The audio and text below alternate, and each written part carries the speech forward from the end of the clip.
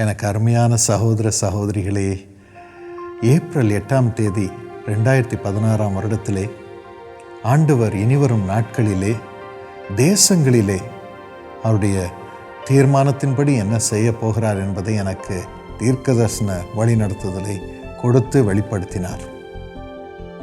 முடிவு வரும் நாட்களுக்கு முன்பதாக எப்படி ஜனங்களை ரட்சிக்கப் போகிறார் என்பதை எனக்கு வெளிப்படுத்தினார். அதை வைத்து நாம் ஜெபிக்க வேண்டும். அதற்காக தான் உங்களுக்கு அதை வெளிப்படுத்துகிறேன்.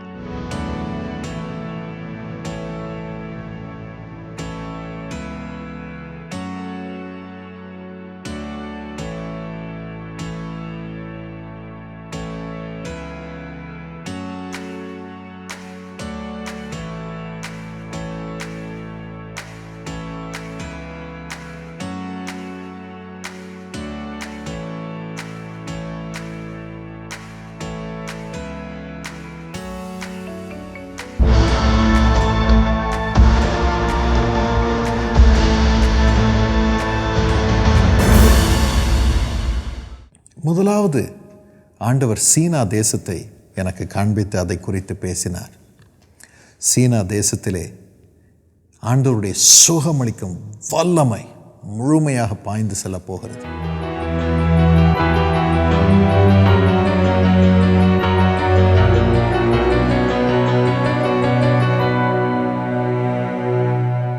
இதை குறித்து ஆண்டவர் எனக்கு சொன்னது, என்னுடைய நாமமும் என்னுடைய வார்த்தையும் மங்கோலிய ராஜ்யம் முழுவதும் கேட்கப்படும். மங்கோலியர்கள் என்னுடைய சத்தத்தை கேட்பார்கள். சீனா நிச்சயமாகவே என்னுடைய பரிசுத்த ஆவியானவரால் அபிஷேகிக்கப்படும். என் முகம் அவர்கள் மீது பிரகாசிக்கும். உட்புக முடியாத தேசம், country which is impenetrable என்று இந்த தேசத்தை பற்றி பெயர் இருக்கிறது. அப்படிதான் அந்த தேசமும் சொல்லுகிறது. அது மேலும் வலுப்பட அதன் பாதுகாப்பு சுவருக்குள்ளும் மின் அணு தொழில் நுட்பத்துக்குள்ளும் யாருமே புக முடியாது என்று அது கூறும் பொழுது அந்த தேசத்தின் பாதுகாப்பு சுவர் நொறுங்கிவிடும். கிழக்கு பகுதி மட்டுமல்ல, சீனாவுக்குள்ளும் கொள்ளை நோய் பரவும். தேசம் எங்கும் நோய் பரவும் போது யாரும் உதவி செய்ய முடியாத நிலையில் அந்த தேசத்து மக்கள் என்னை நோக்கி கதறுவார்கள். அப்பொழுது என்னுடைய கிருபை விளங்கும். தேசத்தின் மக்கள் மீட்கப்படுவார்கள். என்னுடைய சுகமளிக்கும் பிரசன்னம் சீன தேசம் எங்கும் பாய்ந்து செல்லும். அப்பொழுது நானே அவர்களுடைய ஒரே இரட்சகர் என்றும் ஒரே மீட்பர் என்றும் அவர்கள் அறிந்து கொள்வார்கள். உயர்ந்த மலைகளிலிருந்து தண்ணீர் பாய்ந்து வருவது போல சீன தேசம் மீதும் சுற்றுப்புறத்தில் உள்ள பகுதிகள் மீதும் என்னுடைய அபிஷேகமும் கிருபையும் பாய்ந்து செல்லும். Praise God. இப்பொழுது சுற்றியுள்ள பகுதிகள் அந்த பெரிய தேசத்தை குறித்து நடுங்கிக் கொண்டிருக்கின்றன. காலம் ஒன்று வரும், இந்த பெரிய தேசத்திலிருந்து என்னுடைய கிருபை எல்லா சுற்றுப்புறங்களில் இருக்கும் தேசங்களுக்கும் பாய்ந்து செல்லும். என்னுடைய நாமமும் இயற்கைக்கு மேற்பட்ட விதத்தில் ஒலிக்கும். தங்களது எல்லா செயல்பாடுகளை அவர்கள் ஆரம்பிக்கும் பொழுது ஒரு பெரிய மணியை அடித்து அந்த ஒலியோடு தான் ஆரம்பிக்கிறார்கள். The gong of a bell. இனி மீட்பின் மணி ஒலி அங்கு கேட்கும். மிகுந்த ஆனந்த சத்தம் உண்டாகும். இதுவே ஆண்டவர் சீனாவை குறித்து எனக்கு சொன்னார். எவ்வளவு பெரிய சந்தோஷம் பிரியமானவர்களே. அந்த தேசத்திலே ஆண்டவர் சுகமளிக்கும் வல்லமை பாயும். அப்பொழுது அவருடைய அபிஷேகம், அவருடைய வல்லமை மலையிலிருந்து தண்ணீர் ஓடி வருவது போல ஓடி வந்து அத்தனை தேசத்து மக்களையும் சுற்றுப்புற தேசங்களையும் நிரப்பப் போகிறது. ஆண்டவரே, சீனாவில் இதை செய்ய சுவாமி, உன் தீர்மானமெல்லாம் நிறைவேறுவதாக. தொடர்ந்து நாங்கள் ஜெபிக்க எங்களுக்கு இருதயத்தை தாரும்.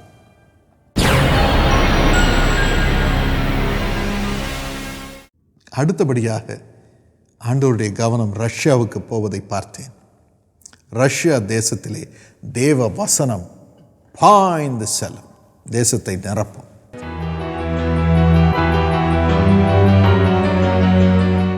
ஆண்டவர் எனக்கு இப்படி சொன்னார், அடுத்து நான் ரஷ்யாவுக்கு கடந்து செல்வேன், என்னுடைய வசனத்தை அவர்களுக்கு போதிப்பேன்.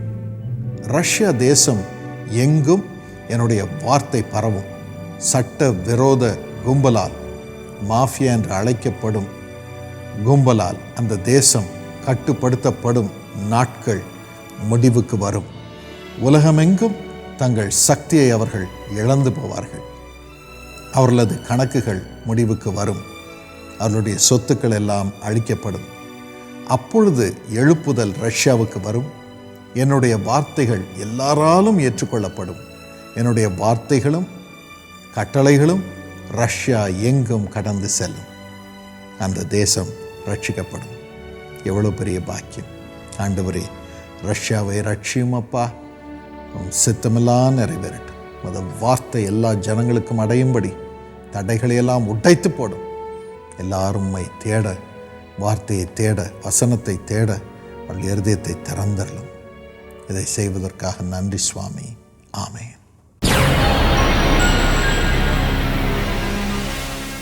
அடுத்தபடியாக ஆண்டவருடைய கண்கள் மத்திய கிழக்கு நாடுகளுக்கு செல்வதை என் ஆவியில் கண்டேன்.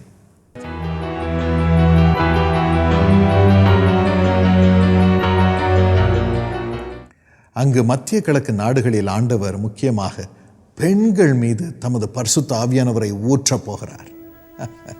அதனால் குடும்பங்கள் தீர்க்கதரிசன ஆவியை பெற்று, அந்த பெண்களின் மூலமாக தேவனுடைய தீர்க்கதரிசன வார்த்தையை பெற்று, பிள்ளைகளும் கணவன்மாரும் ஆவியினால் நிரம்பி சந்தோஷம் அடைவார்கள்.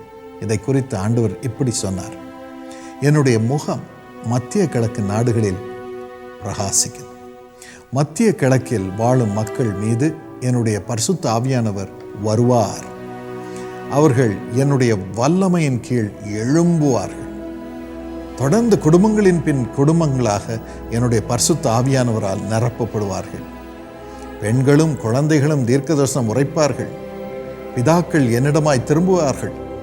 அவர்கள் குடும்பங்கள் வழியாய் மத்திய கிழக்கு பகுதிகளில் என்னுடைய நீதி விளங்கும் என்று ஆண்டவர் சொல்கிறார். பெண்கள் வீடுகளில் தீர்க்கதரிசனம் உரைத்து என்னுடைய சந்தோஷத்தை குடும்பத்திற்குள் கொண்டு வருவார்கள்.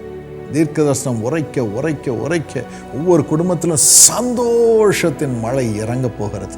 இப்பொழுது பயமும் திகிலும் அவர்களை நிரப்பி இருக்கிறது. ஆண்டவர் சொல்கிறார், பெண்கள் வீட்டிலே தீர்க்கதரிசனம் உரைக்கப் போகிறார்கள். அப்பொழுது சந்தோஷ ஆவி குடும்பங்களில் இறங்கப் போகிறது. அப்பா, மத்திய கிழக்கு நாடுகளில் பெண்கள் மீது உமது பரிசுத்த ஆவியானவரை ஊற்றி அவர்களை தீர்க்கதரிசனம் சொல்ல வையும். அப்பா, உமது சந்தோஷத்தின் ஆவி குடும்பத்தில் இறங்கட்டும்.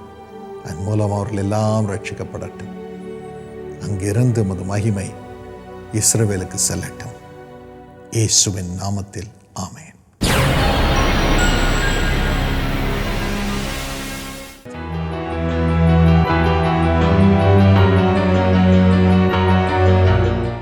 இஸ்ரேலில் என்னுடைய கற்பனை ஸ்தாபிக்கப்படும். ஆம், இஸ்ரவேலுக்காக நான் வைத்திருக்கும் திட்டங்கள் நிறைவேறும். இஸ்ரவேல் அதை சுற்றி இருக்கும் நாடுகளுக்கு நிபந்தனைகளை விதிக்க ஆரம்பிக்கும். இஸ்ரவேலுடைய நிர்ணயத்தின்படி அதை சுற்றி இருக்கும் நாடுகள் எல்லாம் செயல்பட ஆரம்பிக்கும். பின்பு எருசலேமின் மதில்கள் கட்டப்படும். எருசலேமில் இருந்து என்னுடைய மகிமை இஸ்ரேல் தேசத்தின் மீது வருவதை நீங்கள் அப்பொழுது காண்பீர்கள். அங்கு பூமிக்குரிய ராஜ்யமும் பரலோகத்துக்குரிய ராஜ்யமும் இணைக்கப்படுவதை அந்த நேரத்திலே உணர்வீர்கள். எருசலேம் நகரத்திலிருந்து என்னுடைய கிருபை பாய்ந்து செல்லும். எருசலேமில் என்னுடைய கற்பனைகள் போதிக்கப்படும் என்று நான் சொன்னது போல அந்த நாட்களில் அப்படியே நிறைவேறும். என்னுடைய தியாகத்தின் மூலமாக நிறைவேற்றப்பட்ட என்னுடைய கற்பனைகள் எருசலேமிலிருந்து வெளிப்படுத்தப்படுவதை என்னுடைய பிள்ளைகளாகிய நீங்கள் காண்பீர்கள். அவர்கள் கண்கள் இனிமேலும் குருடாயிருப்பதில்லை, தங்கள் ஆவியில் என்னை காண்பார்கள். Praise the Lord. அப்பொழுது எருசலேமிலிருந்து என்னுடைய ஆவி உலக தேசங்களுக்கு என்னுடைய சித்தத்தை அறிவிக்கும். எருசலேமிலிருந்து ஆண்டவருடைய பரிசுத்தம், நீதி உலகம் எங்கும் பாய்ந்து செல்வதை அந்த நாட்களில் காண்பீர்கள். My righteousness will go across the nations of the world. ஆண்டவரே, அப்படியே இஸ்ரேல் தேசத்திலே செய்யும், எருசலேமில் செய்யும். அந்த ராஜ்யத்தை சீயோன் மலையிலே ஸ்தாபிப்பேன் என்று சொன்னீர். அந்த நாட்களில் அப்படியே செய்ய சுவாமி. அது மகிமை விளங்கட்டும். இயேசுவின் நாமத்தில் ஆமென்.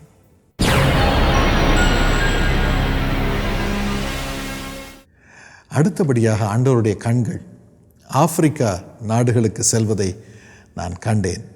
அங்கு ஜெப ஆவியை ஆண்டவர் ஊற்றப் போகிறார்.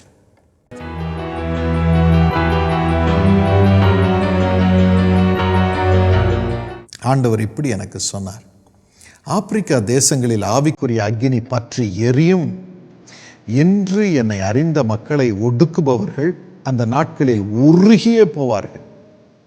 அவர்கள் இனங்களாகவும் தேசங்களாகவும் அழிக்கப்படுவார்கள். ஜெபத்தின் ஆவி அந்த நேரத்திலே ஆப்பிரிக்கா முழுவதும் பரவும். அவர்கள் என்னை நோக்கி ஜெபிக்கவும் கதறி அழுது தங்களை ஒப்புக்கொடுக்கவும் ஆரம்பிப்பார்கள். அந்த நேரத்திலே அவர்கள் தரிசனங்களையும் அடையாளங்களையும் காண்பார்கள். உண்மையான செழிப்பு அப்பொழுது அங்கு ஆரம்பமாகும். அந்த நேரத்திலே பெண்கள் தலைவர்களாக தேசங்களிலே எழும்புவதை பார்ப்பீர்கள். ஆப்பிரிக்கா தேசங்கள் சிறந்தவைகளாகவும் அந்தஸ்து மிகுந்தவைகளாகவும் உயரும். அதோடு கூட அந்த நாட்டில் உள்ள பில்லி சூனிய வல்லமைகளை நான் முறித்து தேசங்களையும் தேச எல்லைகளையும் சூழ்ந்திருக்கும் இந்த பிசாசின் வல்லமைகளை சிதறடிப்பேன். மேகம் ஜனங்களை மூடுவது போல என்னுடைய ஜெப ஆவி ஆப்பிரிக்கா கண்டம் முழுவதையும் மூடும். மக்கள் எல்லாரும் ஒரு மனதாக என்னை நோக்கி கூப்பிடுவார்கள். எல்லா இடங்களிலும் முழங்காலில் பிரார்த்தனை பண்ணி என்னை நோக்கி கூப்பிடுவார்கள். அவர்களுக்கு நான் காணப்படுவேன். அவர்கள் இதுவரைக்கும் செய்த நரபலிகளுக்கும் அவர்கள் சிந்திய குழந்தைகளின் இரத்தங்களுக்கும் நான் பரிகாரத்தை உண்டு பண்ணுவேன். அந்த தேசம் பஞ்சமற்று மீண்டும் ஆசீர்வாதமாய் மாறும். என்னுடைய தீர்க்கதரிசன அபிஷேகம் அவள் மீது இறங்கும், குடும்பங்கள் மீதும் இறங்கும். பயத்தை அவர்கள் எல்லைகளிலிருந்து நீக்கி அவள் உள்ளங்களிலும் வாழ்விலும் குடும்பங்களிலும் சமாதானத்தை கொண்டு வருவேன் என்று ஆண்டவர் சொன்னார். ஆண்டவரே, ஆப்பிரிக்காவிலும் அப்படியே செய்யும் சுவாமி. பயத்தின் ஆவியை எடுத்து போர், ஜெபத்தின் ஆவியை ஊற்றும். செழிப்பும் சமாதானமும் உண்டாகட்டும். ஜனங்கள் எல்லாரும் உம்மை காணட்டும், மகிமையை காணட்டும், ரட்சிக்கப்படட்டும். எல்லா சாபங்களிலிருந்து விடுதலை பெறட்டும். இந்த ஆசீர்வாதத்தை கொடுப்பதற்காக நன்றி. இயேசுவின் நாமத்தில் ஆமென். எனக்கு அருமையானவர்களே, அதன் பிறகு ஆண்டவருடைய கண்கள் இந்தியாவிற்கு நேராக திரும்பினதை ஆவியிலே நான் கண்டேன்.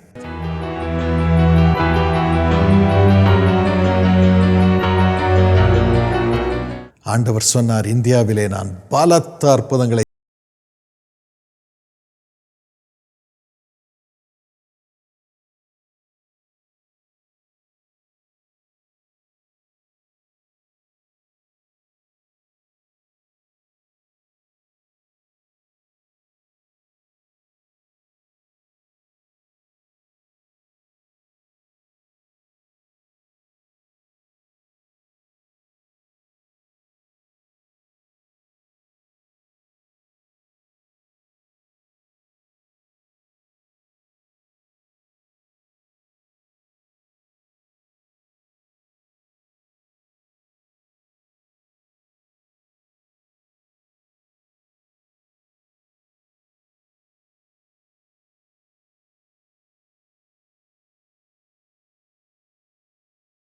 தேசத்தை ஆண்டிருக்கிறார்கள்.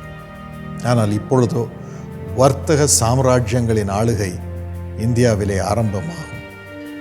நான் இந்திய பகுதியை நிச்சயம் நினைவு கூறுவேன், அதை மறக்க மாட்டேன். வித்தியாசமான தாளந்துகள் இந்தியாவிலிருந்து வெளிப்பட ஆரம்பிக்கும். இப்பொழுது பொழுதுபோக்கு செயல்களுக்காகவும் விளையாட்டிற்காகவும் இந்தியா அறியப்பட்டிருக்கிறது. ஆனால் வரும் நாட்களில் நான் என்னுடைய அற்புதங்களை செய்யும் வல்லமையை ருசிக்கும்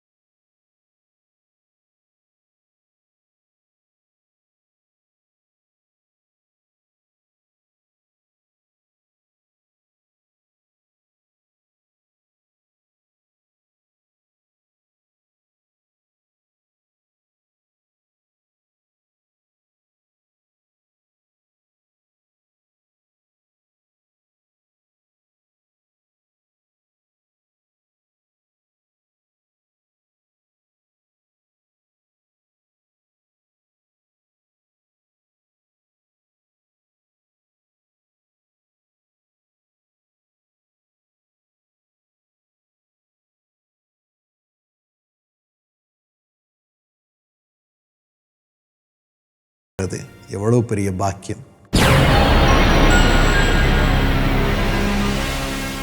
கடைசியாக ஆஸ்திரேலியா தேசத்தை குறித்து ஆண்டவர் சொன்னார்.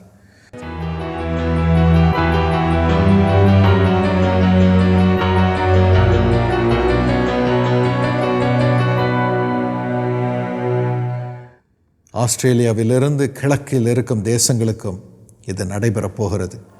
பாவ சுத்திகரிப்பை இந்த தேசங்களிலே ஆண்டவர் அனுப்பப் போகிறார். ஆஸ்திரேலியா கண்டத்தை நான் சந்தித்து என்னுடைய வல்லமையை அங்கு ஸ்தாபிப்பேன். இன்று அவர்கள் என்னுடைய நாமத்தை மறுதலித்து அநீதியை என்னுடைய வேதத்திற்கு எதிராக நடப்பிக்கிறார்கள். நிச்சயமாகவே நான் அங்கிருந்து மேற்கத்திய நாடுகளை தொடுவேன். ஆஸ்திரேலியாவிலிருந்து மேற்கு நாடுகள் நோக்கி என்னுடைய கிருபை பாய்ந்து செல்லும். நிச்சயமாகவே நான் அவர்களை சென்றடைவேன். அப்பொழுது முழு உலகமும் என்னுடைய ராஜ்யம் ஸ்தாபிக்கப்படும்படியாக நான் செய்வேன் என்று ஆண்டவர் சொன்னார். எனக்கு அருமையானவர்களே, ஆண்டவர் செய்திருக்கும் இந்த மகா பெரிய திட்டங்களுக்காக நாம் ஆண்டவரை ஸ்தோத்திரிப்போம். அவருடைய மகிமை தேசங்களிலே விளங்குவதாக. ஆண்டவனே, தயவாக நீர் சீக்கிரமாய் வாரும். அதற்கு முன் உமது ரட்சிப்பின் வல்லமையை தேசம் முழுவதிலும் அனுப்பும். அது மகிமை பூர்ணமாய் விளங்குவதாக, அந்த ஆசீர்வாதம் பெருகுவதாக. இதற்கு எங்களை தாழ்த்தி ஒப்புக் கொடுக்கிறோம். அதற்கு எங்களையும் உபயோகப்படுத்தும். இயேசு அளிக்கிறார் ஊழியத்தின் மூலம் நாங்கள் செய்யும் ஒவ்வொரு ஜபத்தையும் கேட்டு இவைகள் அனைத்திற்கும் பதிலை தாரும். மத ஆசீர்வாதத்தை பெருகச் செய்யும். இயேசுவின் நாமத்தில் பிதாவே, ஆமென். எனக்கு அருமையானவர்களே, இந்த தீர்க்க தரிசனங்கள் எல்லாம் தொடர்ந்து நிறைவேறும்படி தொடர்ந்து ஜெபம் பண்ணுங்கள். கர்த்தர் உங்களை நூறத்தனையாய் ஆசீர்வதிப்பாராக.